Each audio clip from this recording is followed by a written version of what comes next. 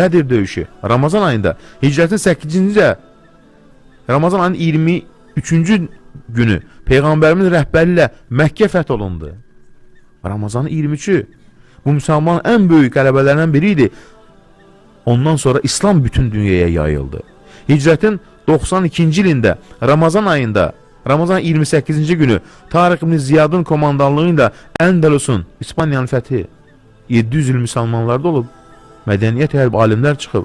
Nə zaman? Ramazan ayında. Hicri 658-ci Ramazan ayında Seyfuddin Qutuzun rəhbərliyi ilə Aynı Cəli döyüşü baş verdi. Bu döyüşdə Monqol hücumu dayandırıldı. Ne zaman baş verdi? Ramazan ayında. Hicrətin 857-ci ilin Ramazan ayında Osmanlı Sultanı Sultan Mehmet Fatih İstanbul'u fəth etdi. Ne zaman baş verib? Ramazan ayında. Düşünün. Hicrətin 1213-cü ilində Ramazan ayının 6-cı günü Napolyon ordusu Akka qalası qarşısında məğlub oldu. Bu o zaman nə dedi? Xəyallarım Akka divarları önündə darmadağın oldu. Əkkə sənə salam olsun, artıq döyüş yoxdur deyib. Baxın, Ramazan ayı görün nələr baş verib.